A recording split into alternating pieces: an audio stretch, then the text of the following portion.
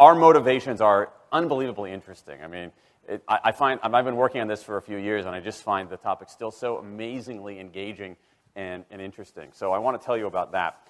The science is really surprising. The science is a little bit freaky, okay? We are not as endlessly manipulable and as predictable as you would think. There's a whole set of unbelievably interesting studies. I want to give you two that call into question this idea that if you reward something, you get more of the behavior you want.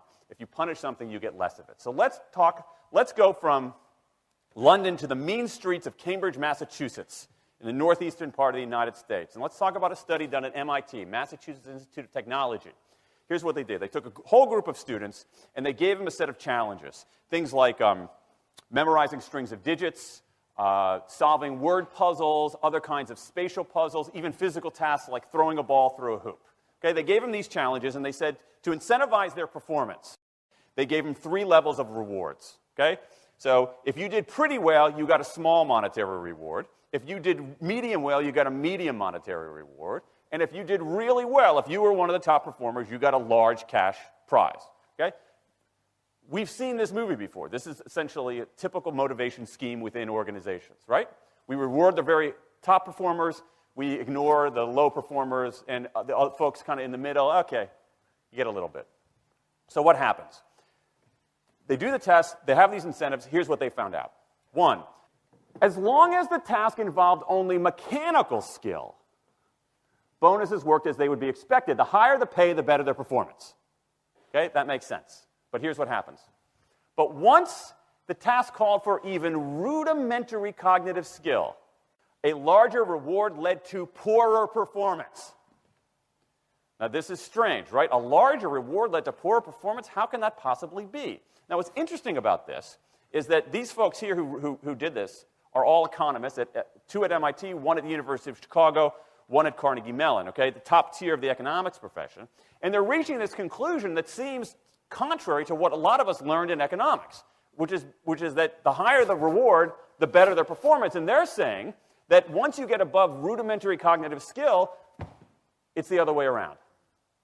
Which seems like this kind of, the idea that these rewards don't work that way seems vaguely left-wing and socialist, doesn't it? It's kind of this kind of weird socialist conspiracy. For those of you who have those conspiracy theories, I want to point out the notoriously left-wing socialist group that financed the research, the Federal Reserve Bank. So this is the mainstream of the mainstream coming to a conclusion that's quite surprising. It seems to defy the laws of behavioral physics. So this is strange, a strange finding. So what do? They say, this is freaky. Let's go test it somewhere else. Maybe that $50 or $60 prize isn't sufficiently motivating for an MIT student, right? So let's go to a place where $50 is actually more significant relatively, right? So let's take the experiment. We're going to go to Madurai, India, rural India, where $50, $60, whatever the number was, is actually a significant sum of money. So they replicated the experiment in India roughly as follows. Small rewards, the equivalent of 2 weeks' salary. Small performance, low performance, 2 weeks' salary. Medium performance, about a month's salary. High performance, about 2 months' salary. Okay, so those are real good incentives. Okay, so you're going to get a different result here. Well, what happened, though, was that the people offered the medium reward did no better than the people offered the small reward. But this time around, the people offered the top reward. They did worst of all. Higher incentives led to worse performance.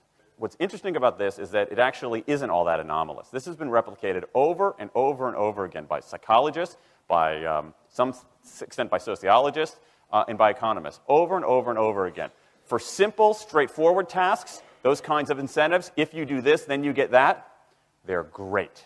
For tasks that are algorithmic, set of rules where you have to just follow along and get a right answer, if-then rewards, carrots and sticks, outstanding. But when the task gets more complicated, when it requires some conceptual, creative thinking, those kinds of motivators demonstrably don't work. In fact, money is a motivator at work, but in a slightly strange way. If you don't pay people enough, they won't be motivated. What's curious about, there's another paradox here, which is that the best use of money as a motivator is to pay people enough to take the issue of money off the table. Pay people enough so that they're not thinking about money and they're thinking about the work. Now, once you do that, it turns out there are 3 factors that the science shows lead to better performance, not to mention personal satisfaction. Autonomy, mastery, and purpose. Autonomy is our desire to be self-directed, to direct our own lives.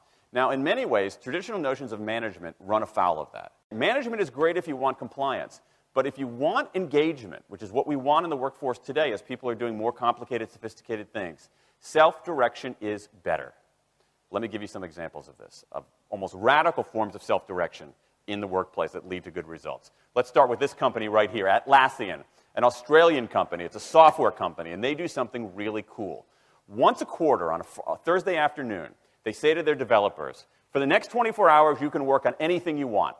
You can work on it the way you want. You can work on it with whomever you want. All we ask is that you show the results to the company at the end of those 24 hours in this fun kind of meeting, not a star chamber session, but this fun meeting with beer and cake and fun and other things like that. It turns out that that one day of pure, undiluted autonomy has led to a whole array of fixes for existing software, a whole array of ideas for new products that otherwise had never emerged.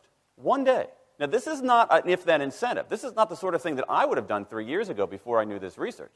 I would have said, you want people to be creative and innovative? Give them a freaking innovation bonus. If you can do something cool, I'll give you $2,500.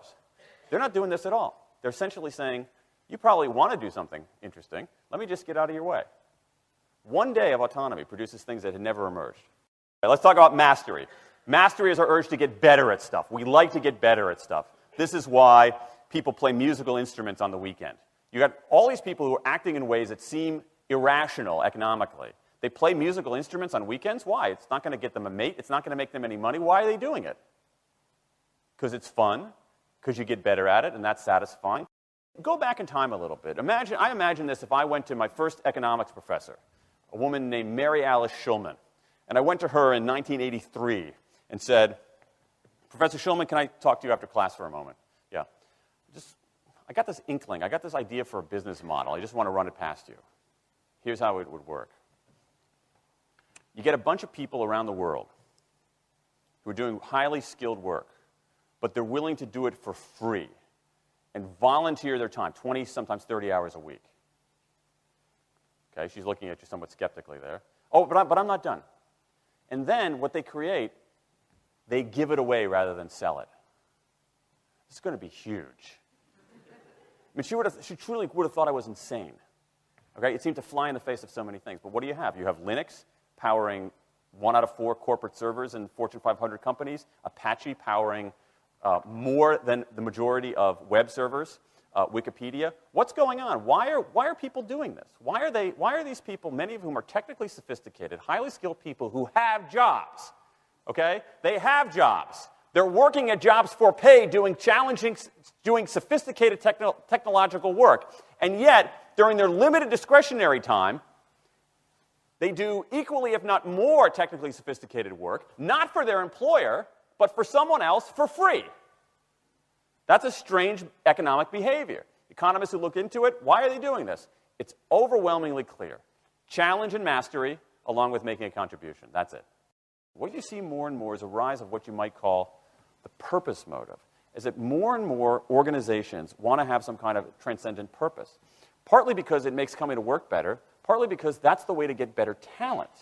And what we're seeing now is, in some ways, when the profit motive becomes unmoored from the purpose motive, bad things happen. Bad things ethically sometimes, but also bad things just like not good stuff, like crappy products, like lame services, like uninspiring places to work.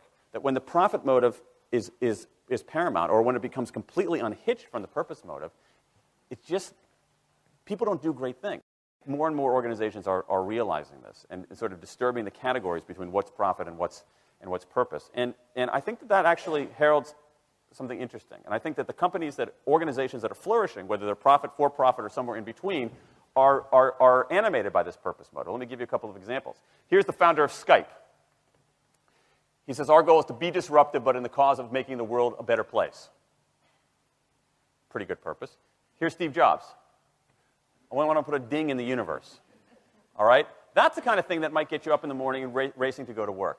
So I think that, that we are purpose maximizers, not only profit maximizers. I think the science shows that we care about mastery very, very deeply.